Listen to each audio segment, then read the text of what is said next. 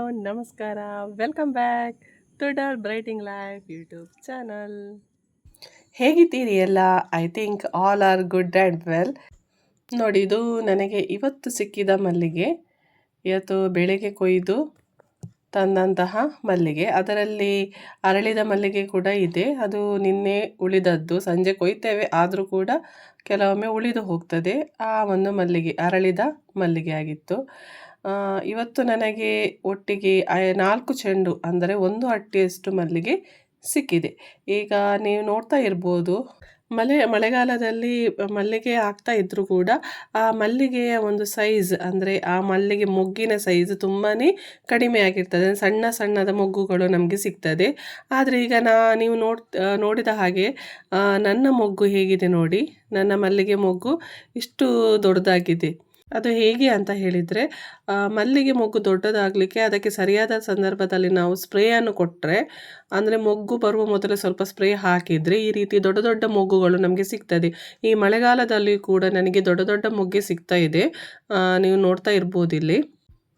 ಈ ಹೂ ನನಗೆ ನಾನು ಎಲ್ಲ ಗಿಡದಲ್ಲಿ ಈಗ ಹೂ ಆಗ್ತಾ ಇದೆ ಅಂತ ಹೇಳಲ್ಲ ನಾನು. ಯಾಕೆಂದರೆ ನಾನು ಹೊರಗಡೆ ನೆಟ್ಟಂತಹ ಗಿಡ ಅಂದರೆ ಮನೆಯ ಹೊರಗಡೆ ನೆಟ್ಟಂತಹ ಗಿಡದಲ್ಲಿ ಈಗ ಮಲ್ಲಿಗೆ ಆಗ್ತಾ ಇಲ್ಲ. ಸ್ವಲ್ಪ ಗಿಡ ಕೂಡ ಸ್ವಲ್ಪ ಚೇಂಜಸ್ ಆಗಿದೆ ಅದರಲ್ಲಿ.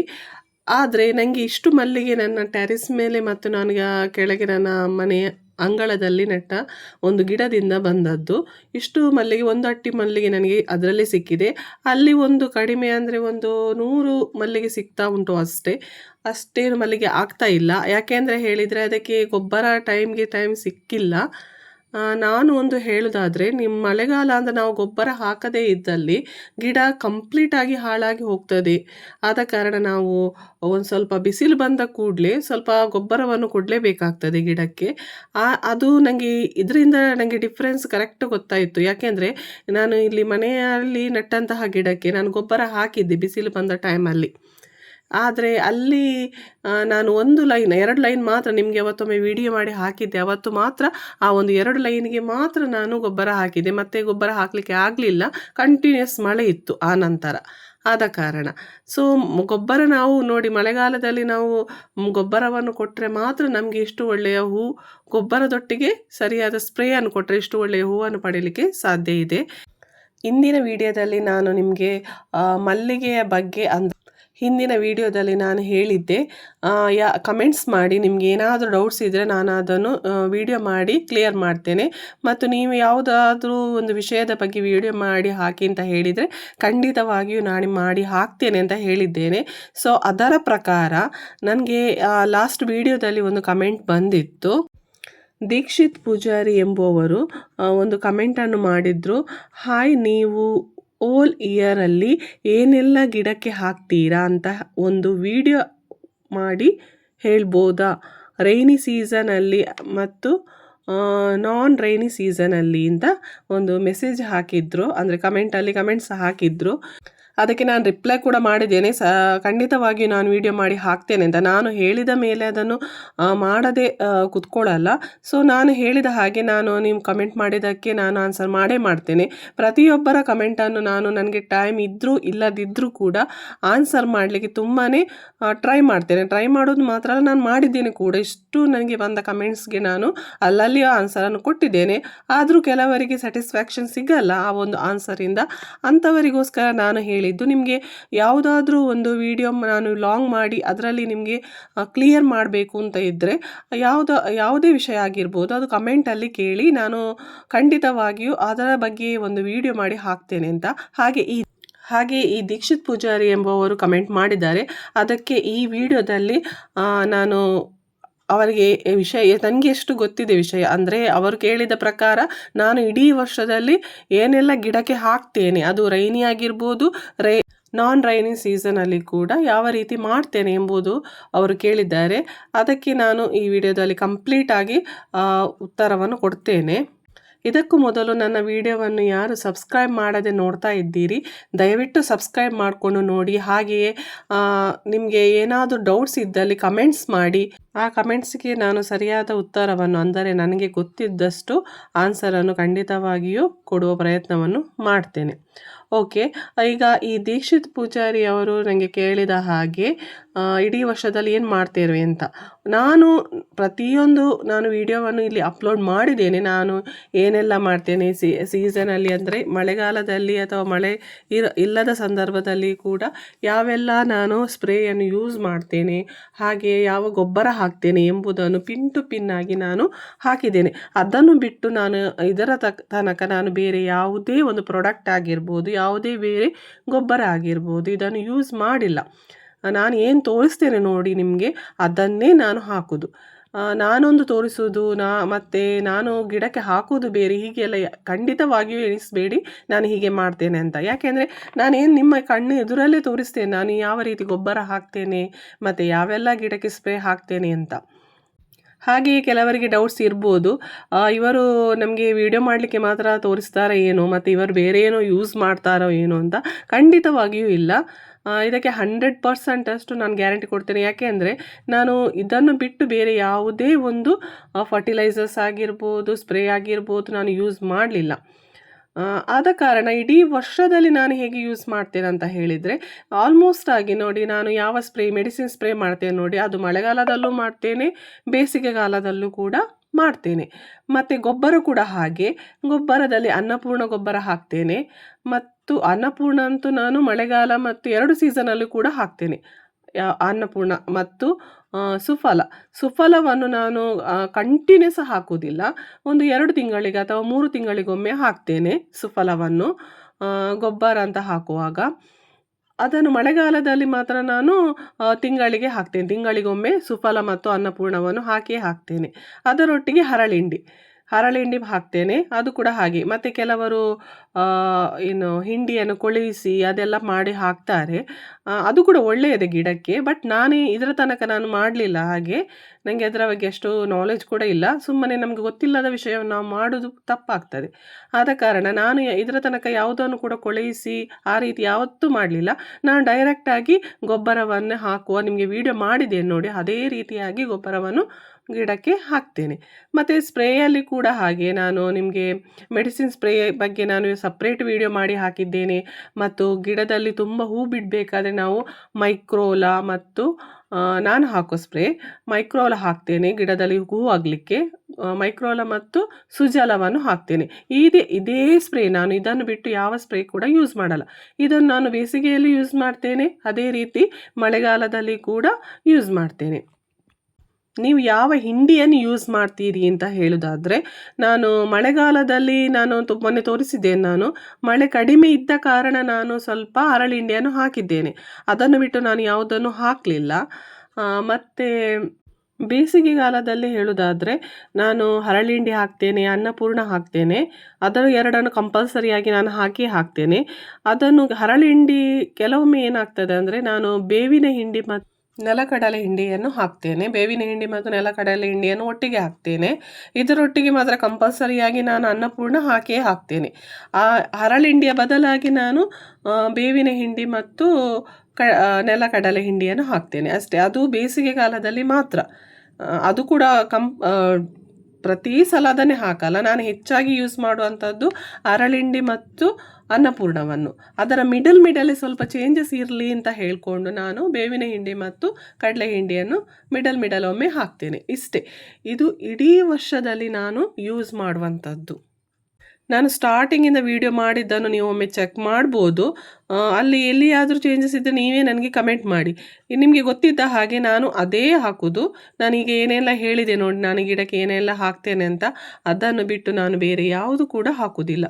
ಇದು ಬೇಸಿಗೆಗಾಲದಲ್ಲಿ ಕೂಡ ಹಾಗೆ, ರೈನಿ ಸೀಸನ್ ಅಂದರೆ ಮಳೆಗಾಲದಲ್ಲಿ ಕೂಡ ಹಾಗೆ ಈ ರೀತಿಯಾಗಿ ಫಾಲೋ ಮಾಡಿ. ನಾನು ನಿಮಗೆ ಮಳೆಗಾಲದಲ್ಲಿ ಏನು ಹಾಕಬೇಕು ಅಂತ, ಮಳೆಗಾಲದಲ್ಲಿ ಹಾಕಬೇಕಾದಂತಹ ಅಥವಾ ಗಿಡದ ಆರೈಕೆ ಅಂತ ಹೇಳಿಕೊಂಡು ಮಾಡಿದ್ದೇನೆ. ಅದರಲ್ಲಿ ಕಂಪ್ಲೀಟಾಗಿ ವಿಷಯ ಹೇಳಿದ್ದೇನೆ. ಇದರ ಬಗ್ಗೆ ಇನ್ನೂ ಏನಾದರೂ ಡೌಟ್ಸ್ ಇದ್ದರೆ ಕಮೆಂಟ್ಸ್ ಮಾಡಿ, ಅದಕ್ಕೆ ಆನ್ಸರ್ ನಾನು ಮಾಡ್ತೇನೆ. ಇದಕ್ಕೆ ಉತ್ತರ ಸಿಕ್ಕಿದೆ ಅಂತ ಎಣಿಸ್ತೇನೆ ದೀಕ್ಷಿತ್ ಪೂಜಾರಿ ಅವರಿಗೆ. ಓಕೆ, ಇನ್ನು ಚಿನ್ನು ಎಂಬ ಅಕೌಂಟಿಂದ ಒಂದು ಕಮೆಂಟ್ ಬಂದಿದೆ. ಸಹ್ಯಾದ್ರಿ ನರ್ಸರಿಯಲ್ಲಿ ಮಲ್ಲಿಗೆ ಗಿಡ ಸ್ಟಾಕ್ ಇತ್ತ? ಅಕ್ಕ, ಆ, ನೀ ನೀವು ಅಲ್ಲಿಂದ ಮಲ್ಲಿಗೆ ಗಿಡ ತಂದದ್ದಾ ಅಂತ ಕೇಳಿದ್ದೀರಿ. ಹೌದು, ನಾನು ನನ್ನ ಹಿಂದಿನ ವಿಡಿಯೋದಲ್ಲಿ ಹೇಳಿದ್ದೇನೆ, ನಾನು ಸಹ್ಯಾದ್ರಿಯಿಂದಲೇ ನಾನು ಮಲ್ಲಿಗೆ ಗಿಡವನ್ನು ತಂದದ್ದು ಸ್ಟಾರ್ಟಿಂಗಲ್ಲಿ ಮತ್ತು ಮಿಡಲಲ್ಲಿ ಕೂಡ ಲಮ್ಸಮ್ ಆಗಿ ನಾನು ಒಮ್ಮೆ ಗಿಡ ಹಾಕಿದೆ ನೋಡಿ. ಆಗ ಕೂಡ ಅಲ್ಲಿಂದಲೇ, ನಾನು ಬೇರೆ ಎಲ್ಲಿಂದಲೂ ಗಿಡ ತರಲ್ಲ, ಗಿಡ ತಂದರೆ ಅಲ್ಲಿಂದಲೇ ತರೋದು. ಬಟ್ ಈಗ ಪ್ರೆಸೆಂಟಲ್ಲಿ ನಾನು ಎಲ್ಲಿಂದ ಕೂಡ ಗಿಡವನ್ನು ತರೋದಿಲ್ಲ. ನಿಮಗೆ ಗೊತ್ತಿರ್ಬೋದು, ನನ್ನ ಹಿಂದಿನ ವೀಡಿಯೋದೆಲ್ಲ ನೋಡುವಾಗ ನಾನೇ ಹಾಕಿದ್ದು ಅಂತ ನಾನು ಕೆಲವೊಂದು ಗಿಡವನ್ನು ತೋರಿಸಿದ್ದೇನೆ ನಿಮಗೆ. ಹಾಗೆ ಸಣ್ಣ ಗಿಡಗಳನ್ನೆಲ್ಲ ತೋರಿಸಿದ್ದೇನೆ ಪಾಟಲ್ಲಿ ಹಾಕಿದ್ದು. ಈಗ ನಾನೇ ಮನೆಯಲ್ಲಿ ಮಾಡೋದು, ನನಗೆ ಎಷ್ಟು ಬೇಕು ಗಿಡ ಅಷ್ಟು ನಾನೇ ಮನೆಯಲ್ಲಿ ಮಾಡೋದು. ಇದರ ತನಕ ನಾನು ಸೇಲ್ ಮಾಡಲಿಲ್ಲ, ಕೆಲವೊಬ್ಬರಿಗೆ ಹೀಗೆಯೇ ಕೊಟ್ಟಿದ್ದೇನೆ ನಾನು ಗಿಡವನ್ನು, ಆದರೆ ಸೇಲ್ ಅಂತೂ ಮಾಡಲಿಲ್ಲ. ಸೇಲ್ ಮಾಡೋ ಯೋಚನೆ ಇದೆ. ನಾನು ಪ್ರತಿ ಸಲ ಹೇಳ್ತೇನೆ ಸೇಲ್ ಮಾಡು ಅಂದರೆ ಗಿಡ ರೆಡಿ ಆಗಬೇಕಲ್ವಾ. ತುಂಬ ಗಿಡ ಆದಮೇಲೆ ನಾನು ಹೇಳಬೇಕಾಗ್ತದೆ ನಾನು ಗಿಡ ಸೇಲ್ ಮಾಡ್ತೇನೆ ಅಂತ. ಅಂದರೆ ತುಂಬ ಜನ ಕಮೆಂಟಲ್ಲಿ ಕೇಳ್ತೀರಿ ಗಿಡ ಸೇಲ್ ಮಾಡ್ತೀರಾ ಅಂತ, ಅದಕ್ಕೋಸ್ಕರ ಹೇಳ್ತಾ ಇದ್ದೇನೆ ಅಷ್ಟೇ. ನಾನು ಮಲ್ಲಿಗೆ ಗಿಡವನ್ನು ನಾನೇ ಮಾಡಿದ್ದು. ನೀವು ನನ್ನ ಹಿಂದಿನ ವಿಡಿಯೋದಲ್ಲಿ ನೋಡಿ ಕೇಳಿರ್ಬೋದು ನೀವು ಗಿಡವನ್ನು ತಂದಿದ್ದೀರಾ ಅಂತ. ಇಲ್ಲ, ಅದು ನಾನೇ ಮನೆಯಲ್ಲಿ ಮಾಡಿದ ಗಿಡ, ಅದಕ್ಕೋಸ್ಕರ ಇಲ್ಲಿ ಆನ್ಸರ್ ಮಾಡ್ತಿದ್ದೇನೆ ಅಷ್ಟೇ. ಮತ್ತು ಈಗ ಸಹ್ಯಾದ್ರಿಯಲ್ಲಿ ಕೂಡ ನರ್ಸರಿಯಲ್ಲಿ ಕೂಡ ನಾನು ಕೇಳಿದ್ದೆ ಮಲ್ಲಿಗೆ ಗಿಡ ಬರ್ತಾ ಉಂಟಾ ಅಂತ. ಇಲ್ಲ, ಯಾರಿಗಾದರೂ ಬೇಕಾದರೆ ಅದಕ್ಕೋಸ್ಕರ ಹೇಳ್ತಿದ್ದೇನೆ ಅಷ್ಟೇ. ಈಗ ಮಲ್ಲಿಗೆ ಗಿಡ ಬರ್ತಾ ಇಲ್ಲ, ಮಳೆಗಾಲ ಮುಗಿದ ನಂತರ ಬರ್ಬೋದು ಏನೋ. ನನಗೆ ಯಾರಿಗಾದರೂ ಬೇಕಾದರೆ ಹೇಳಿ, ಕಮೆಂಟ್ ಮಾಡಿ. ಅಲ್ಲಿ ನನಗೆ ಬಂದ ಕೂಡಲೇ ನನಗೆ ಗೊತ್ತಾಗ್ತದೆ, ಅಲ್ಲಿ ಬಂದರೆ ನಿಮಗೆ ನಾನು ಇನ್ಫಾರ್ಮೇಷನ್ ಕೊಡ್ತೇನೆ ಅದರ ಬಗ್ಗೆ. ಈಗ ಮಾತ್ರ ಅಲ್ಲಿ ಮಲ್ಲಿಗೆ ಗಿಡ ಇಲ್ಲ.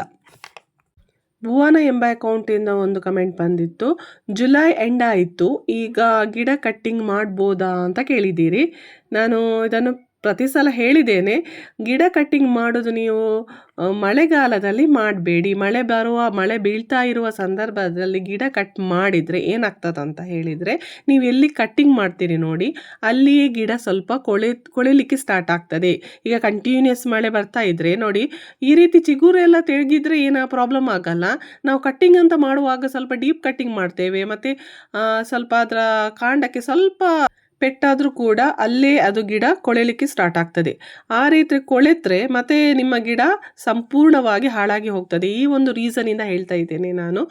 ಈ ಮಳೆ ಬರುವ ಸಂದರ್ಭದಲ್ಲಿ ಗಿಡವನ್ನು ಕಟ್ ಮಾಡಬೇಡಿ.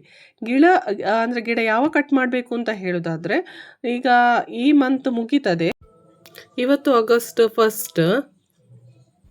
ಈ ಮಂತ್ ಒಂದು ವೇಟ್ ಮಾಡಿ, ಮಳೆ ಕಮ್ಮಿ ಆಗುವಾಗ ನಮ್ಗೆ ಗೊತ್ತಾಗ್ತದೆ ಮಳೆ ಕಮ್ಮಿ ಆಗ್ತಾ ಇದೆ ಅಂತ, ಇನ್ನು ಬಿಸಿಲು ಸ್ಟಾರ್ಟ್ ಆಗ್ತದೆ ಅಂತ. ಅಂತಹ ಸಂದರ್ಭದಲ್ಲಿ ನೀವು ಕಟ್ಟಿಂಗ್ ಕೊಡ್ಬೋದು. ಅದು ಕೂಡ ನೀವು ಮಾರ್ಕೆಟ್ ರೇಟ್ ಹೇಗಿದೆ ಅಂತ ನೋಡಿಕೊಂಡು ಕಟ್ ಮಾಡಿ. ಯಾಕೆಂದರೆ ಇದು ನನಗೆ ಅನುಭವವಾಗಿದೆ. ನಾನು ಮಳೆ ಮುಗೀತಲ್ಲ ಅಂತ ಹೇಳಿಕೊಂಡು ನಾನು ಇನ್ನೂ ಗಿಡ ಟ್ರಿಮ್ ಮಾಡಿ ಅದನ್ನು ಸರಿ ಮಾಡಬೇಕು, ಅದೇ ಒಂದು ರೀಸನ್ ಅಂತ ಇಟ್ಕೊಂಡು ಕಟ್ ಮಾಡಿದ್ದೇನೆ. ಅಂತಹ ಸಂದರ್ಭದಲ್ಲಿಯೇ ಗಿಡಕ್ಕೆ ಅಲ್ಲ, ಮಲ್ಲಿಗೆಗೆ ರೇಟ್ ಜಾಸ್ತಿ ಆಗ್ತದೆ. ನಾವು ಅದನ್ನು ಕೂಡ ಸ್ವಲ್ಪ ಗಮನದಲ್ಲಿ ಇರಿಸ್ಕೊಳ್ಬೇಕಾಗ್ತದೆ. ನಾವೇನು ಮಾಡ್ತೇವೆ, ಮಳೆ ಮುಗೀತಲ್ಲ ಅಂತ ಕಟ್ಟಿಂಗ್ ಕೊಡ್ತೇವೆ. ಅದು ನಾನು ಮಾಡಿದ ತಪ್ಪು. ಈ ತಪ್ಪನ್ನು ನೀವು ಮಾಡಬೇಡಿ. ಮಾರ್ಕೆಟಲ್ಲಿ ಪ್ರೈಸ್ ಹೇಗಿದೆ, ಮಲ್ಲಿಗೆ ದರ ಹೇಗಿದೆ ಅಂತ ನೋಡಿಕೊಂಡು ಆಮೇಲೆ ಕಟ್ ಮಾಡಿ. ಮಲ್ಲಿಗೆ ದರ ಕಡಿಮೆ ಇದ್ದರೆ ಕಟ್ ಮಾಡಿ. ಅಂದರೆ ಸ್ವಲ್ಪ ಸ್ವಲ್ಪ ಕಟ್ ಮಾಡುವವರಿಗೆ ಏನು ಪ್ರಾಬ್ಲಮ್ ಆಗಲ್ಲ. ನಾನು ಹಾಗಲ್ಲ, ನಾನು ವರ್ಷದಲ್ಲಿ ಕಂಪ್ಲೀಟ್ ಟ್ರಿಮ್ಮನ್ನು ಮಾಡ್ತೇನೆ. ಅದಕ್ಕೋಸ್ಕರ ನನ್ನ ಹಾಗೆ ಯಾರಾದರೂ ಮಾಡ್ತಾ ಇರುವುದಾದರೆ ನಾನು ಹೇಳುವಂಥದ್ದು, ನೀವು ಆ ಕಂಪ್ಲೀಟ್ ಟ್ರಿಮ್ಮನ್ನು ಟೈಮ್ ನೋಡಿಕೊಂಡು, ಅಂದರೆ ಮಾರ್ಕೆಟ್ ಪ್ರೈಸ್ ಹೇಗಿದೆ ಅಂತ ನೋಡಿಕೊಂಡು ಟ್ರಿಮ್ ಮಾಡಿ. ಹಾಗೆಯೇ ಮಾಡಿದರೆ ನಿಮಗೆ ಕೂಡ ಒಳ್ಳೆಯದು. ಕೆಲವರಿಗೆ ಡೌಟ್ ಇರ್ಬೋದು, ಸ್ಪ್ರೇಯನ್ನು ವರ್ಷದಲ್ಲಿ ಎಷ್ಟು ಸಲ ಕೊಡಬೇಕು ಅಂತ ಹೇಳೋದಾದರೆ. ಅಂದರೆ ನಾನು ಹೇಗೆ ಮಾಡ್ತೇನೆ ಅದನ್ನು ನಿಮ್ಮಲ್ಲಿ ಹಂಚಿಕೊಳ್ತಾ ಇದ್ದೇನೆ. ನಾನು ವರ್ಷದಲ್ಲಿಂದ ನಾನು ನೋಡೋದಲ್ಲ, ನಾನು ತಿಂಗಳಿಗೊಮ್ಮೆ ಸ್ಪ್ರೇ ಮಾಡ್ತೇನೆ. ನಿಜವಾಗಿ 15 ದಿವಸಕ್ಕೊಮ್ಮೆ ಸ್ಪ್ರೇ ಮಾಡಿದರೆ ಒಳ್ಳೆಯದಂತೆ. ಬಟ್ ನನಗೆ ಅಷ್ಟು ಟೈಮ್ ಸಿಕ್ಕಿದ್ರು ಕೂಡ ನಾನು ಕಮ್ಮಿ ಅಷ್ಟು ಮಾಡೋದು. ಒಂದು 25 ದಿವಸಕ್ಕೊಮ್ಮೆ ಆದರೂ ನಾನು ಮಾಡ್ತೇನೆ, ಅಥವಾ ಒಂದು ತಪ್ಪಿದರೆ ತಿಂಗಳಿಗೊಮ್ಮೆ ಆದರೂ ನಾನು ಸ್ಪ್ರೇಯನ್ನು ಮಾಡ್ತೇನೆ. ಆ ಸ್ಪ್ರೇಯಲ್ಲಿ ನಾನು ಯಾವುದೆಲ್ಲ ಹಾಕ್ತೇನೆ ಅಂದರೆ, ಮೆಡಿಸಿನ್ ಸ್ಪ್ರೇಯಲ್ಲಿ ನಾನು ಹಾಕುವಂಥದ್ದು ಬಾವಸ್ಟೇನ್, ಮಲ್ಟಿಪ್ಲೆಕ್ಸ್ ಮತ್ತು ಮೊನೋಸಿಲ್, ಇದರ 3ರ ಮಿಶ್ರಣವನ್ನು ಹಾಕ್ತೇನೆ. ಇದು ಮೆಡಿಸಿನ್ ಸ್ಪ್ರೇ ಅಂತ ಕೊಡ್ತೇನೆ ನಾನು. ಇದಾದ ನಂತರ ಒಂದು ವಾರ ಬಿಟ್ಟು ಅಥವಾ 2 ವಾರ ಬಿಟ್ಟು ನಾನು ಇನ್ನೊಂದು ಸ್ಪ್ರೇಯನ್ನು ಕೊಡುವಂಥದ್ದು. ಯಾವುದಂದರೆ ಸುಜಲ ಮತ್ತು ಮೈಕ್ರೋಲಾ. ಈ ಸ್ಪ್ರೇಯನ್ನು ನಾನು ಗಿಡದಲ್ಲಿ ಗಿಡದಲ್ಲಿ ಹೂವು ಚೆನ್ನಾಗಿ ಬರಲಿಕ್ಕೋಸ್ಕರ ಇದನ್ನು ಯೂಸ್ ಮಾಡ್ತೇನೆ. ಈ 2 ಬಗೆಯ ಸ್ಪ್ರೇಯನ್ನು ನಾನು ಸ್ವಲ್ಪ ಟೈಮ್ ಗ್ಯಾಪಲ್ಲಿ ಕೊಡ್ತೇನೆ. ಅಥವಾ 15 ದಿವಸಕ್ಕೆ ಒಂದು ಸ್ಪ್ರೇ ಮೆಡಿಸಿನ್ ಸ್ಪ್ರೇ ಕೊಟ್ಟರೆ ಇನ್ನು 15 ದಿವಸದಲ್ಲಿ ನಾವಿಟ್ಟು ಇದನ್ನು ಹಾಕಿದರೆ ಆಯಿತು. ಈ ರೀತಿ 2 ಸ್ಪ್ರೇ ಹಾಕ್ತೀನಿ ಮತ್ತು ಗೊಬ್ಬರ ಹಾಕ್ತೀನಿ. ಇಷ್ಟನ್ನು ಬಿಟ್ಟು ನಾನು ಯಾವುದನ್ನು ಕೂಡ ಯೂಸ್ ಮಾಡಲ್ಲ. ಮಲ್ಲಿಗೆ ಗಿಡ ಬೆಳೆಸುವುದು ತುಂಬ ಸುಲಭವೂ ಅಲ್ಲ, ತುಂಬ ಕಷ್ಟವೂ ಕೂಡ ಅಲ್ಲ. ಅದು ನಮ್ಮ ಇಂಟ್ರೆಸ್ಟ್ ಮೇಲೆ ಡಿಪೆಂಡ್ಸ್ ಆಗಿರ್ತದೆ. ನಮಗೆ ಹೆಚ್ಚಿನ ಇಳುವರಿ ಬರಬೇಕು, ನಾನು ಇದರಿಂದ ನನ್ನ ಆದಾಯವನ್ನು ಮಾಡಬೇಕು ಎಂಬ ಉದ್ದೇಶವನ್ನು ಹೊಂದಿಕೊಂಡವರು ದಯವಿಟ್ಟು ಈ ಒಂದು ಮಲ್ಲಿಗೆ ಕೃಷಿಯನ್ನು ಮಾಡಿ ಸಕ್ಸಸ್ 100% ಸಕ್ಸಸ್ ಆಗೇ ಆಗ್ತೀರಿ. ಇದರಲ್ಲಿ ಪ್ರೈಸಸ್ ವೇರಿಯೇಷನ್ ಆಗುವಂಥದ್ದು ಇದ್ದೇ ಇದೆ. ಹಾಗಂತ ಹೇಳಿ ನಾವು ಅದು ಎಲ್ಲಾದರೂ ಯಾವುದೇ ಒಂದು ಬಿಸ್ನೆಸ್ ಮಾಡಿದರೂ ಕೂಡ ಹಾಗೆ ಅಲ್ವಾ, ಒಂದೇ ಥರ ನಮ್ಮ ಬಿಸ್ನೆಸ್ ನಡೀತಾ ಇರಲ್ಲ, ಮೇಲೆ ಕೆಳಗೆ ಇರುವಂಥ ಅಪ್ ಆ್ಯಂಡ್ ಡೌನ್ಸ್ ಇದ್ದೇ ಇರ್ತದೆ.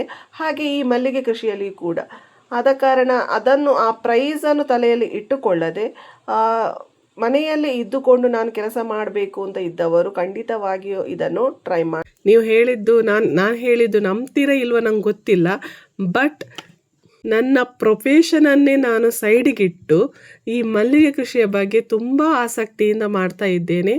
ನೀವು ಕೂಡ ಹಾಗೆ ಮಾಡಿ ಅಂತ ಹೇಳ್ತಾ ಇಲ್ಲ, ನಾನು ಮಾಡ್ತಾ ಇದ್ದೇನೆ ಈ ರೀತಿಯಾಗಿ. ನೀವು ಕೂಡ ಇನ್ನು ಇದಕ್ಕಿಂತ ಜಾಸ್ತಿ ಮಾಡ್ಬೋದು ಅಂತ ನಾನು ಈ ಮೂಲಕ ಹೇಳ್ತಿದ್ದೇನೆ ಅಷ್ಟೇ. ಇದಾಗಿತ್ತು ಇಂದಿನ ವಿಡಿಯೋದ ವಿಷಯ. ಇನ್ನಷ್ಟು ಮಾಹಿತಿ ಬೇಕಾದಲ್ಲಿ ಕಮೆಂಟ್ ಮಾಡಿ, ಯಾವುದಾದ್ರೂ ವಿಡಿಯೋ ಬೇಕಾದಲ್ಲಿ ನನಗೆ ಕಮೆಂಟಲ್ಲಿ ತಿಳಿಸಿ. ಖಂಡಿತವಾಗಿಯೂ ನಾನು ಆ ವಿಡಿಯೋವನ್ನು ಮಾಡೋ ಪ್ರಯತ್ನ ಮಾಡ್ತೇನೆ. ಹಾಗೆ ಈ ವಿಡಿಯೋ ಇಷ್ಟ ಆದಲ್ಲಿ ಲೈಕ್ ಮಾಡಿ, ಶೇರ್ ಮಾಡಿ, ಹಾಗೆ ಸಬ್ಸ್ಕ್ರೈಬ್ ಮಾಡೋದನ್ನು ಮರೆಯಬೇಡಿ. ಇನ್ನಷ್ಟು ವಿಷಯದೊಂದಿಗೆ ಮುಂದಿನ ವಿಡಿಯೋದಲ್ಲಿ ಸಿಗೋಣ. Till then take care and bye bye.